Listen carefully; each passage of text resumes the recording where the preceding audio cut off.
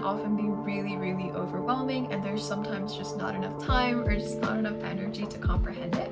So in this video, we'll talk about how to make your notes really short and sweet, and how to make the readings more efficient, and overall just make making taking notes super fast and super easy.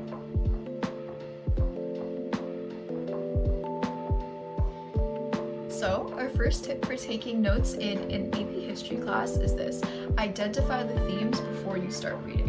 So textbooks, they love to fluff, and they also love to add information that isn't necessarily important to the main themes of the chapter. So when you identify the themes, you can cut down your readings from like 10-15 minutes and just generally avoid that like tedious reading of all of this unnecessary information. So remember that anything not related to the theme is of minimal importance. Okay, so for our first tip, we want to identify the themes, like I mentioned before, and right here is the intro to a paragraph from one of the chapters.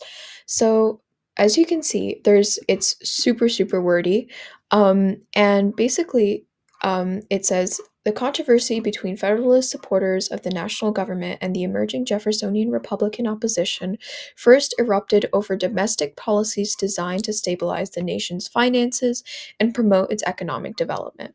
So, right here, you can see that it's definitely going to cover some sort of controversy, and it's going to be about the nation's finances and economic development. So, because this is referring to the Jeffersonian time period, you know that it's probably over Hamilton's policies, and one of the themes is going to be conflict between um, the economic crisis and Hamilton's financial policy. And then if you keep reading, you can see that it says those policies revealed deep-seated conflicts between economic interests, and then it says and raised urgent questions on how the new constitution should be interpreted. So again, the opinions on the federal government, how much power it should have, things like that. And then within a few years, international events further roiled American politics.